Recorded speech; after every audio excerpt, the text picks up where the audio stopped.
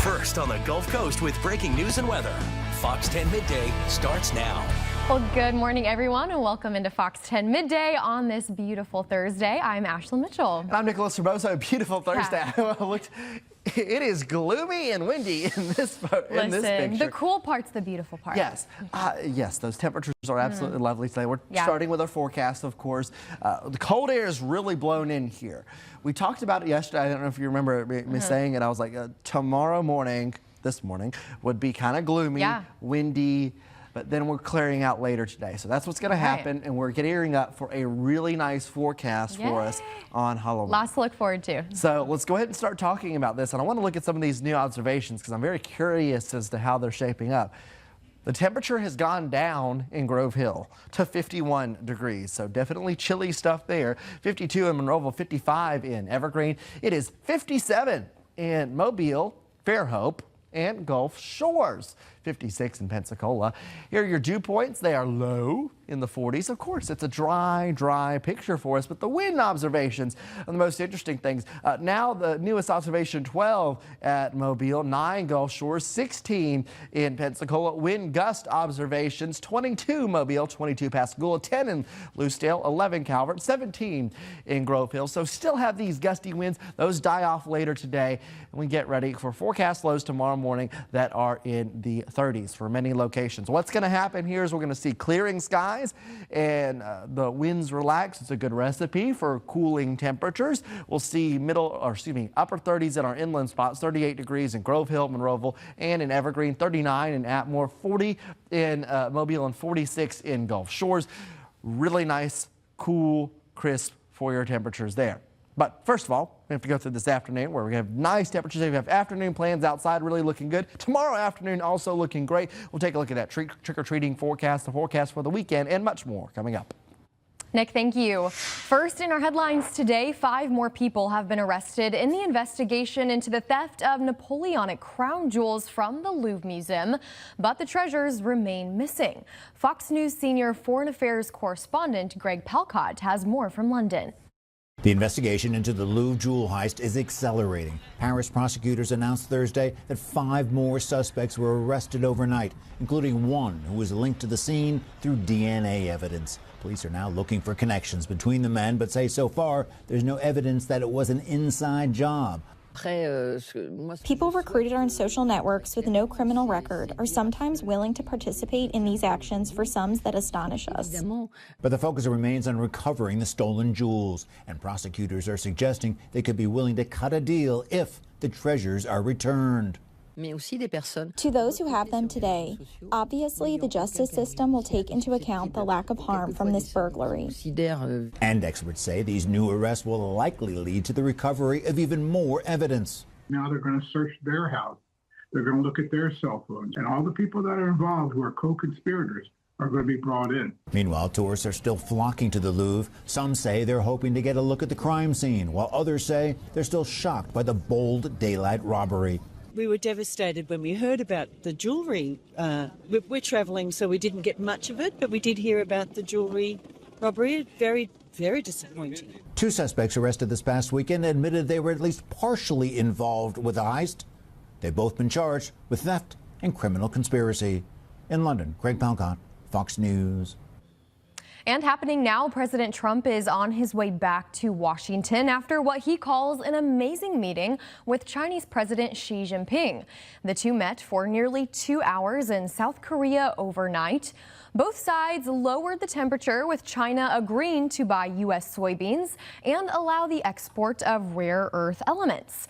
And while Xi noted the ongoing tension, the U.S. agreed to lower some of the Trump administration's tariffs put in place to get China to stop selling chemicals used to make fentanyl. We do not always see eye to eye with each other. Based on his statements today, I reduced it by 10%, so it's 10% instead of 20%. Effective immediately. I believe he's going to work very hard to stop the death that's coming in. Still, there are skeptics who have seen Xi fall short time and time again. President Trump says he plans to visit China in April, with Xi coming to the U.S. at some point as well. Well, meanwhile, North Korea is the only known country to test nuclear weapons over the past 2 decades. The U.S., China, and Russia all stopped in the 1990s. But just last week, Russia tested a new long-range cruise missile capable of carrying nuclear warheads. Despite his order to the Pentagon, Trump is still advocating for denuclearization. It's something we are actually talking to Russia about that, and China would be added to that if we do something. A Chinese spokesman urged the U.S. to refrain from any nuclear tests, while a Kremlin spokesman said if any country resumes warhead testing, Russia would respond accordingly. Well, as the government shutdown continues to drag on today, the Congressional Budget Office, the CBO, is warning the economy could end up losing billions of dollars as a result. While the agency also says, quote, the effects of the shutdown on the economy are uncertain, a report finds the shutdown will lower GDP growth for the quarter by 1 to 2 percentage points.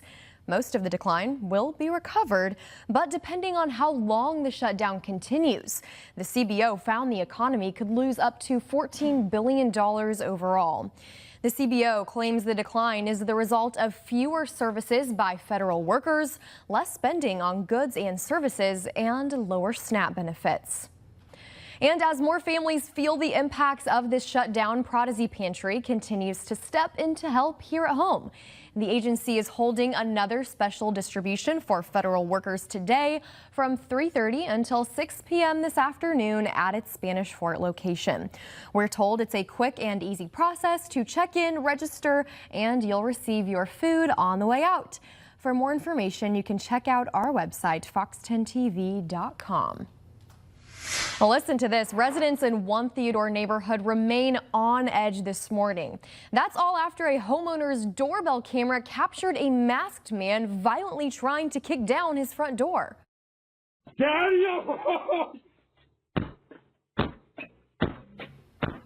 Yeah, Eli Crawford says he woke to that violent pounding you just saw at his door on Broome Court last week. In this video, the masked man appears to be dropped off near the home and sprints up to the door. A woman's voice in the background seems to warn him to stop whatever he's about to do, but he kicks the door multiple times. Crawford says he checked with neighbors, hoping their cameras caught the same thing, but no one saw or heard a thing. It didn't happen to any of my other neighbors around here. It was just mine, and all their cameras is just picking up right on the front of their doors like mine. They couldn't see well on the street or anything on there as far as what kind of car it was or a tag or anything like that. Crawford tells Fox 10 News he's spoken with Mobile police about what happened that night. Meanwhile, police nationwide have warned about a viral TikTok challenge involving door kicking. In other states, it's led to felony charges, property damage, and even dangerous encounters with armed homeowners. Well, Mobile police say vandals targeted pride flags at a number of homes in Mobile's historic Houston Street neighborhood. Fox 10 News spoke to some of the homeowners about what happened and the investigation. Sarah Barker told us she first noticed something wasn't right after going out on her porch Monday evening to get a package that had been delivered. Well, Barker says her surveillance camera showed people destroying the flag.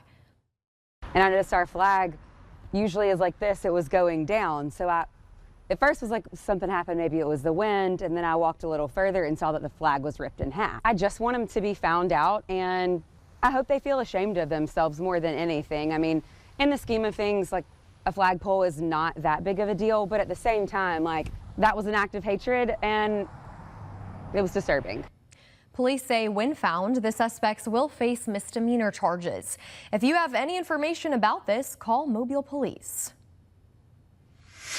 And right now we have a heads up for drivers in downtown Mobile. The majority of St. Anthony Street is now two-way. The city says the conversion happened overnight, and starting today, St. Anthony Street between Broad and Royal Streets will accommodate east and westbound traffic. It is important to note that a block of St. Anthony between Royal and Water Streets will remain one way, and all of these changes are part of the city's downtown optimization plan. This large-scale plan is aimed at making Mobile's central business district safer and more accessible. It will also replace traffic signals at low-volume downtown intersections with four-way stops to just enhance pedestrian safety and reduce overall traffic congestion. The goal is to slow traffic, create additional parking, improve pedestrian safety, and enhance business access throughout the entire area. Well, a number of projects, as we just saw, are underway across the Gulf Coast. Work is being done on roads, parks, and commercial areas. Our anchor Sarah Wall is taking a look at these projects, how they impact you, and what this all means to the Gulf Coast. In-depth major projects on the Gulf Coast is available right now on the Fox 10 Gulfstream TV app, and you can always join the conversation every weekday morning live at 9 a.m. on the Fox 10 Facebook page.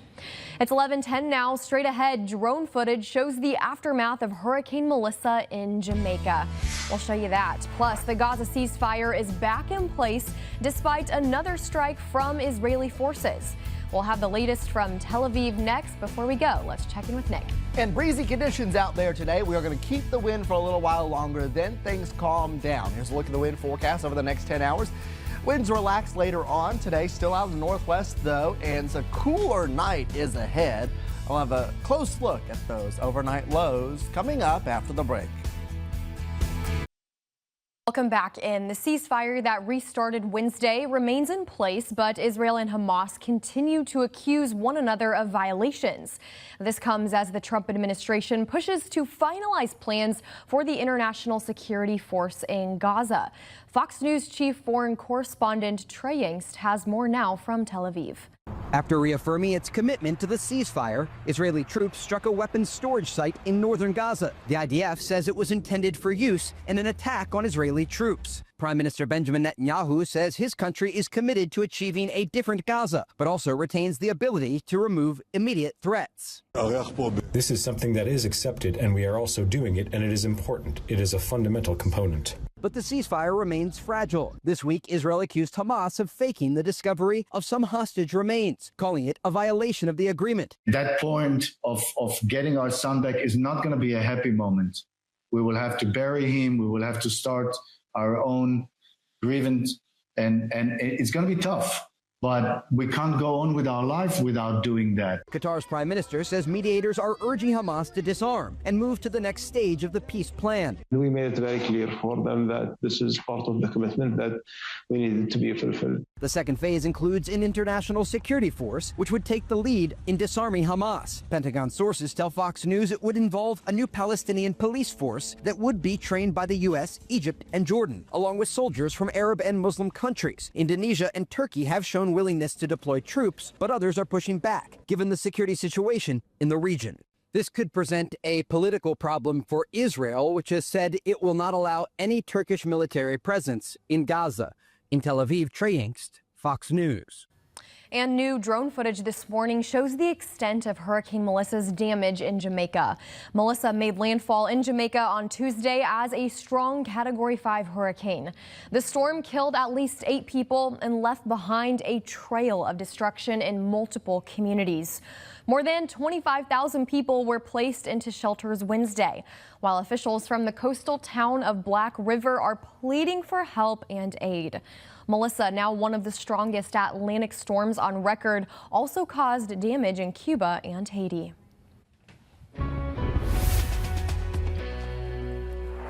This is what it looks like outside right now. Mostly cloudy conditions at Pensacola Beach. It looks really nice, though, and there is a cool feel out there. It looks like kind of a fall day at the beach, and that's kind of what it is out there right now. Now, that wind is going to relax later on today, and we're expecting clearing skies later on today. If you are heading out the door over the next few hours, here's what your forecast looks like. You can see temperatures that'll be getting up into the middle 60s here with that northwest wind continuing. Mainly sunny skies later on today, so I'm talking about this afternoon. And if you have evening plans, it'll be a clear sky, lighter winds, but definitely some cool temperatures out there. Here's your 10-hour wind forecast, and you can see the wind slowly going down in strength as we go hour by hour, still staying out of the north and west. Forecast this afternoon for our Mississippi County, 65 degrees in Leakesville, 65 Lucedale, 66 Hurley, 67 Van Cleven, 67 in Pascagoula. Looking at our inland spots, again this afternoon we'll have clearing skies through the day. Then temperatures in the 60s, 64 in Jackson, 64 McIntosh, Chatham at 64 degrees as well, 63 in Bruton. This is what it looks like for Mobile and Baldwin counties, 65 degrees in Mobile, 64 Fairhope, 64 Citronelle, 65 Tanner Williams, and 65 in Gulf Shores. And in Northwest Florida, there's temperatures in the 60s as well. You'll hang out to the clouds in Northwest Florida for just a little bit longer, then eventually by tonight they will clear out. And let's talk tonight. Let's talk temperatures with temperatures expected to fall very, very quickly overnight tonight. 39 degrees in Leakesville, 40 in Hurley, and 45 in Pascagoula for those temperatures. Inland spots are really the places where we're going to be watching these numbers and see how far low they can go. But you can see 37 in Beatrice, 37 in Monroeville, Franklin. You can see 38 in Alma, 39 Wagerville, Jackson, McIntosh, Chatham, Millry, Fruitdale, 39 in Grove Hill. So chilly numbers there. Mobile, Baldwin counties, so we'll see some 30s here, especially in some of our rural parts. You see you get away from the coast here, 41 Robertsdale. So some places like Summerdale all the way up to Gateswood could be dealing with temperatures in the 30s, 41 Seminole, and 41 in Sims, 39 in Citronelle. In our Northwest Florida counties, north of Interstate 10, especially expecting some 30s out there. Munson 38, Holt 39, 38 in Crestview, 40s for the immediate coast. Here's the next 48 hours for you with Futurecast, and you can see clouds getting out of here eventually. This is about 7 o'clock. We're mostly clear. Temperatures in the 50s, then 40s. So you see they're going down overnight tonight to tomorrow morning. It is chilly. Then your Friday afternoon, which of course Halloween, looking good with a clear sky. Temperatures in the 60s, really comfortable. Then Friday trick-or-treating time. Temperatures in the 50s. Light winds, a clear sky. That is great weather for trick-or-treating as we head into the weekend. Expecting no major changes. In fact, temperatures will moderate very slightly as we get into the weekend. Here's your forecast tomorrow. You can see those afternoon temperatures in the 60s. The Halloween forecast for the evening, as we mentioned, the trick-or-treater forecast looking good with temperatures in the 50s by 7 p.m. under an absolutely clear sky. Here's a quick update on the tropics. Melissa, Category 2, heading up towards Bermuda. The forecast track taking it by this evening across Bermuda, or very near Bermuda, with some impacts, and then way out to sea, and no other issues with Melissa after that. Here's your forecast. Don't forget we fall back this weekend as well. Temperatures moderate into the 70s and upper 60s. Next week is looking calm and quiet. All right, Nick, thank you. Well, after more than a decade, Mobile is getting brand new leadership. Outgoing Mayor Sandy Stimpson will be leaving office soon, but not before sitting down with Fox 10 News anchor Lenise Lagon. From challenges with annexation to major developments like the waterfront project, Mayor Stimpson talks about the amount of help he had from day one. I stepped into it not really knowing how to do it, but through a lot of collaboration, a lot of really great people helping in the decision process of once we got elected. I feel real good about, having done it. It's a two-part conversation as the mayor reflects on his time in office and talks about what's ahead now for him and his family. You can watch part 1 tonight right here on Fox 10 News. Coming up, caught on camera, a police officer braves the chilly waters in New Jersey to rescue a dog. We have that touching story for you after the break, right here on Fox 10 Midday. Welcome back into Fox 10 Midday. A police officer is being hailed a hero after he jumped into a body of water to save a dog. Fox's Shayna Ferreira has this sweet story. You were a bad boy. Officer Matthew Schmidt of the Atlantic City Police Department seen here on body camera footage fresh out of the bay after this daring dog rescue back on October 15th. An officer by profession and a dog lover 24/7, now hailed a hero. I got a call from one of our officers that was on a call in reference to a dog that appeared to be abandoned. It was in a vacant lot. When Officer Schmidt arrived on scene with Animal Control, they attempted to corner the dog using a bite pole. Animal Control was able to loop the dog while it was running, but because it was running so fast, when it looped around its neck, she lost her grip. And the dog booked it as fast as it could. She starts chasing it on foot. I get in my vehicle. Finally, we get it cornered in yet another vacant lot with only the bay behind it. And it decides that it's going to jump in the bay. The dog jumping in the water and paddling away in the bay with the bite pole still around its neck. He just keeps going out further and further and further out. And now my concern's growing because I'm like, I know he has the metal bite pole around his neck, and I know he's going to tire out. Officer Schmidt tells Fox 29 he called for backup with the fire department and the Coast Guard with hopes of getting a boat quickly to the scene, but realized time was of the essence. I'm like, he's going to go down. He's just going to go under. So I'm like, I pretty much have no choice at this point. I just essentially stripped down to a t-shirt and my shorts. In frigid temps, Officer Schmidt took matters into his own hands. Put the other bite pole around my neck because I knew I'd have to restrain him, and swam out to him. So I'm like, okay. I'm like, just keep going, just keep going. Drone video captures the moments Officer Schmidt was swimming back to shore with the dog. He was wiped out, which took away, thankfully, any aggression he may have had. The dog was taken into custody by Animal Control and reunited with its owner a few days after the daring rescue. Atlantic City Police Chief James Sarkos says the rescue shows law enforcement at its finest. Officer Schmidt is just an extremely dedicated officer. He's very compassionate. He loves animals. Failure is not an option for him. When he saw that there was an animal that needed his help, he did not hesitate. For Officer Schmidt, he says he was just doing his job. It's a compliment, but I really was just trying to save the dog. I wasn't thinking this is going to make me a hero. I love dogs. I love animals. I just was not going to let this happen. 16, Officer Schmidt has retrieved the dog and is coming out of the water now. In Atlantic City, Shayna Ferreira, Fox 29 News. Such a special story there. It's 11:26 now, and straight ahead, if you are a frequent shopper at Aldi, you might want to listen up. We have a taco kit recall to warn you about. Plus, the Better Business Bureau is issuing a scam alert for people planning a party. Find out in today's Did You Know when Fox 10 Midday returns. Committed to you. This is Fox 10 Midday. Welcome back in. It's time for your half-hour headlines today. Earlier this morning in South Korea, President Trump had his first face-to-face meeting in 6 years with Chinese leader Xi Jinping. For months, the global economy has been roiled by tit-for-tat, mounting tariffs, export controls, and other penalties. The U.S. and China have vacillated between escalation and negotiation in their trade war. Now, following the meeting, Trump said they reached a trade deal and agreed on, quote, almost everything, including soybean trade. He added that he is reducing his fentanyl-related tariffs on China as well. And then right now, Hurricane Melissa leaves behind destruction after ravaging Cuba. Reports say dozens of people are dead after Melissa ripped through Cuba, Haiti, and Jamaica.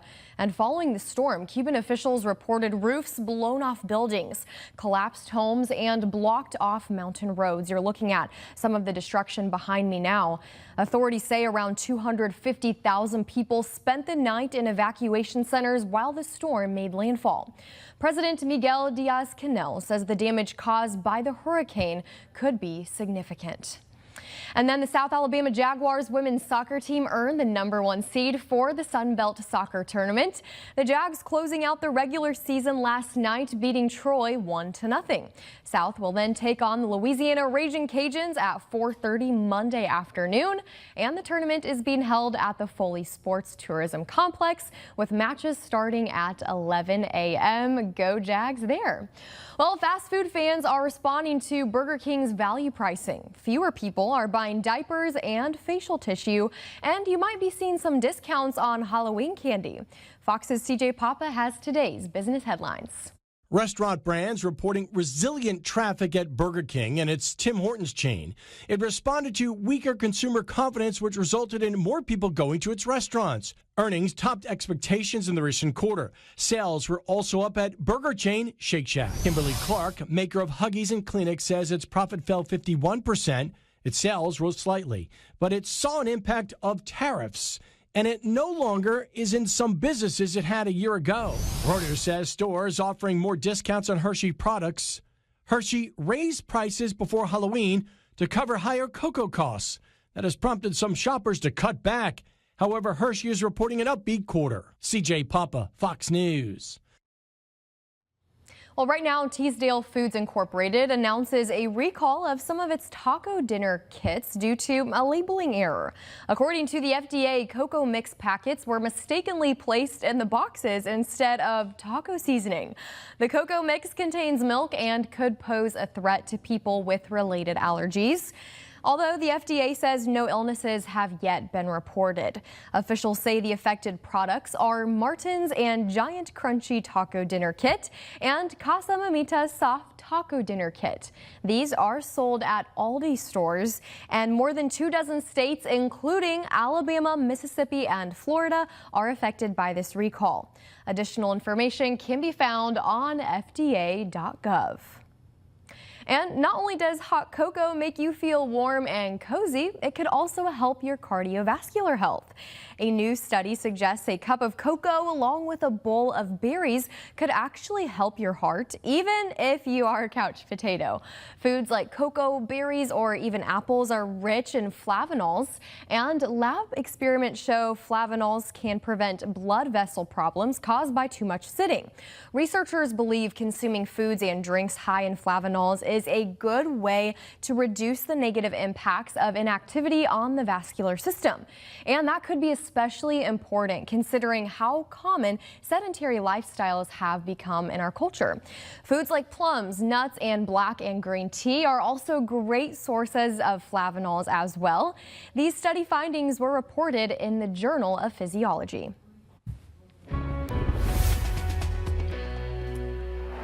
11:34 is your time. I've been watching this live camera like all day and all night, because if you look at the poor fountain, the wind is blowing so strong. So the Fairhope Pier, that the water is getting blown out of the fountain. I don't know if you can see it, but if you look, there's a puddle on the southeast side of the fountain. It's because the water is getting blown out of it because the wind is out of the northwest. It is a breezy day down there. For folks that live along the eastern shore of the bay, you know how this is. That northwest wind blows in after a front, and it doesn't stop until it does. So you can see northwest wind at both Mobile Regional and Pensacola International around 10-15 miles per hour, bringing in that cool air. We are going to see winds relax later today, and eventually we will have a bit of a calmer picture. We are having some cloud cover still pass through the area. We're waiting for this last batch to go through, and then we will start to see some clearing skies. But we had some clearing earlier. That looks like to have partially filled in there across portions of southern Mobile and Baldwin counties here. And also in Jackson County, almost filling in a little bit there. We're going to watch all this go through. You see how it almost has little specks of green? I can't rule out one stray raindrop or sprinkle today.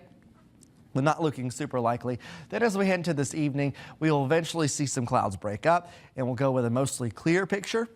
Temperatures getting into the 50s here as we go through the evening time. 55 degrees at 8 p.m., 53 at 9, so really getting cold. And the cold weather is the big deal for us overnight tonight. We're going to be well into the 30s for some of our inland spots. 38 degrees in Thomasville, Grove Hill, 37 Franklin, Beatrice, Monroeville, 39 in Atmore, Flomaton, 38 in Brunton, 39 Wallace, McIntosh at 39, Chatham at 39. So some of those inland spots really getting down there in temperature. Coastal areas, it's going to be in the 40s or right around 40 degrees. You can see 40 in Hurley, Loosedale, 39 in Leakesville. Mobile, we're going to be sitting at around 41 degrees. Same story for Saraland, Sims, 42 in Theodore, and 55 on Dauphin Island. Some 30s in our inland spots, though places that are away from the immediate coast. And in Northwest Florida, if you're along the coast, you're in the 40s. If you're away from it, you're likely in the 30s, upper 30s, 38, 39 degrees. Do want to give you a heads up to something that's coming in our forecast. So we're dry through Halloween. Your Halloween forecast is fine. Trick-or-treating forecast looking really quite good. But then Saturday into Sunday, mostly on Sunday morning, I think we have a very slight chance of an isolated shower. An upper level trough is going to be diving into the region, almost down all the way to the northern Gulf. And you can see this kind of thing develops here. Weak low tries to develop, or at least some kind of frontal system or some kind of system it'll take shape in some way. That's going to bring a very small chance of a rain shower. I think our rain chances are only around 20 to 30%, but the rain chance is there. This is 10 a.m. on Sunday, and this forecast model actually kicks it out of here pretty quickly. I do think that there is a small possibility that we keep some rain chances into Monday, but what we've done with the forecast is kept everything pretty much on the low side. So Monday we see clearing conditions out there. Sunday there's that 30% chance of rain. Also want to note the fall back, November 1st, Halloween, a lot of stuff going on this 7-day outlook. Looks like after we get to the weekend, your temperatures do get up into the 70s next week.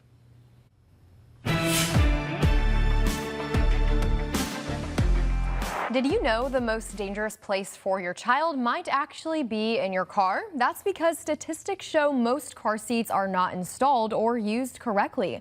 Putting a car seat in your car, though, is not as easy as it might seem. Lots of things can go wrong and can put your child in danger on the roads.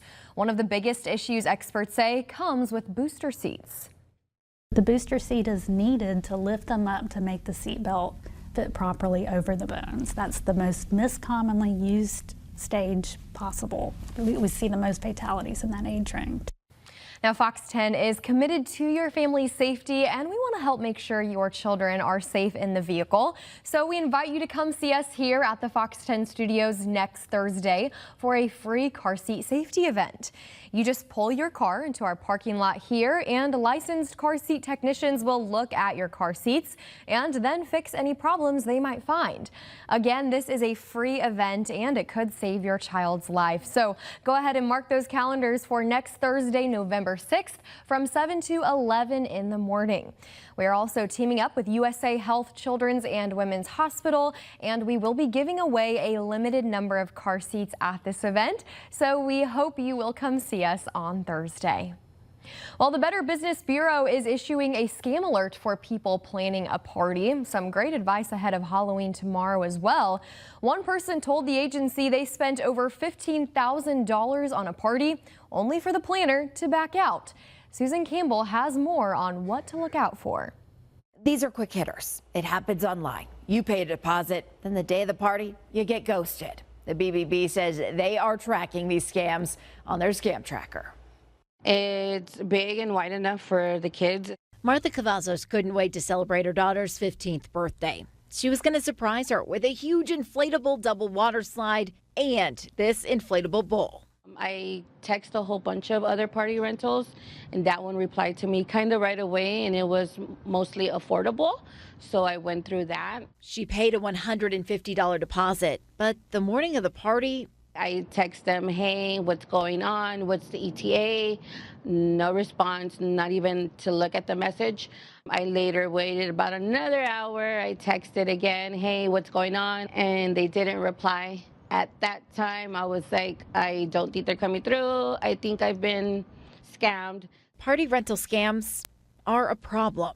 What's happening with the inflatables and the event planning problems I've seen is happening with a lot of different scams. People are using cash instead of credit cards. They're not reviewing the company beforehand, and they're putting a lot of money up front for nothing.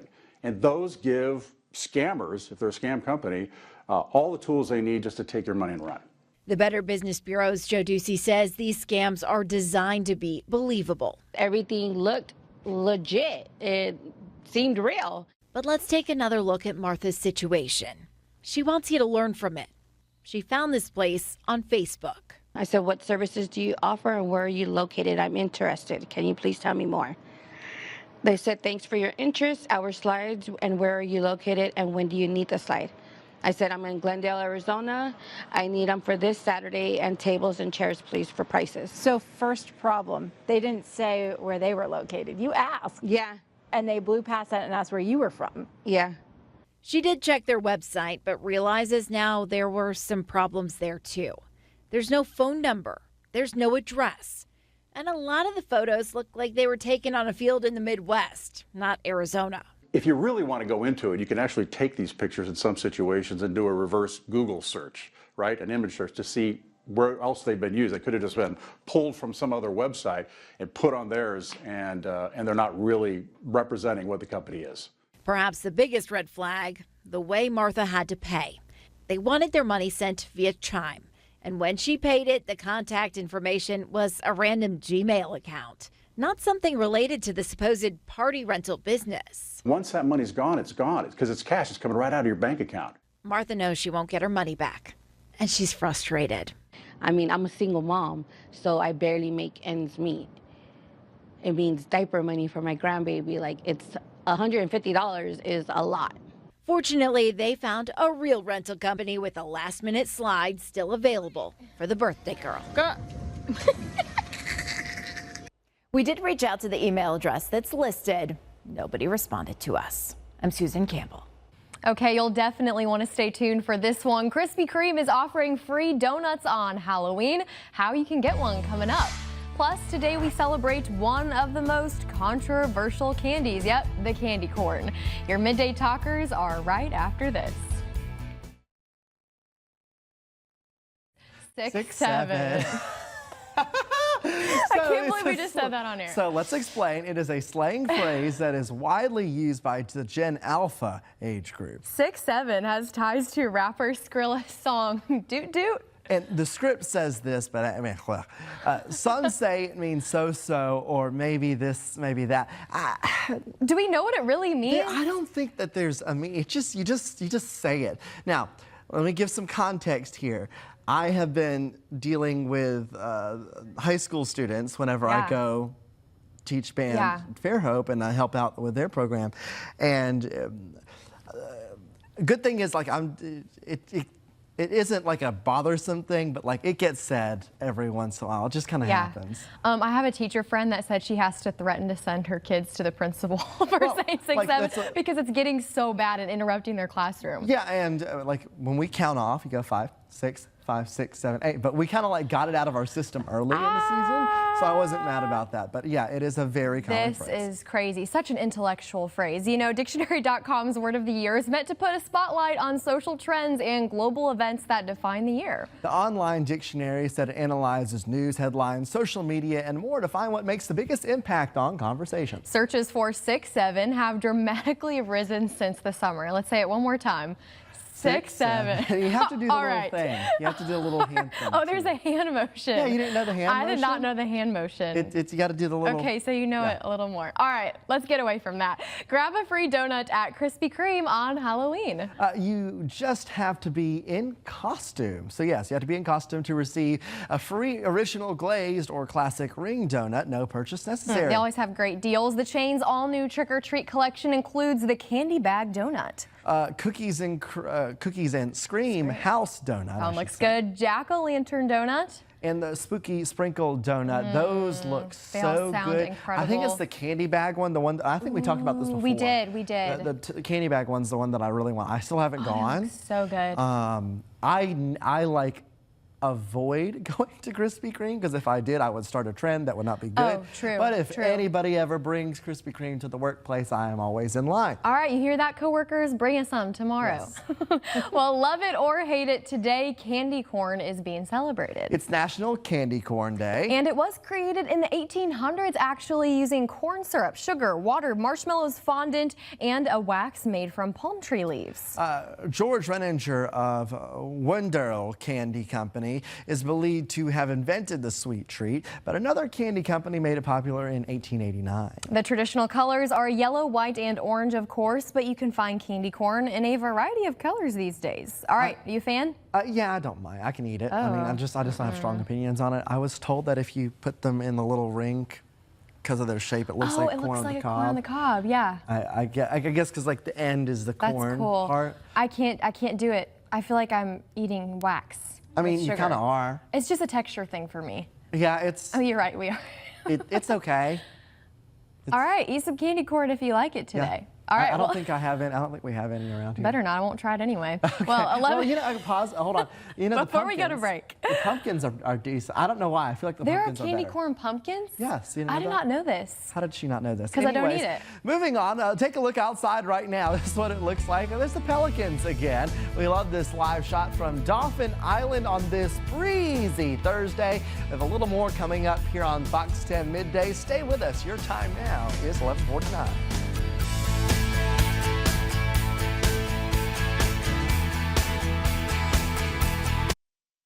I'm loving this story. A wedding with a Middle-earth theme in New Zealand got a visit from a celebrity wedding crasher who just happens to be a former Lord of the Rings. Jeremy Roth has it all in today's Take a Look at This. Watch a Hobbit-themed wedding in New Zealand get a dose of star power thanks to a very unexpected wedding crasher.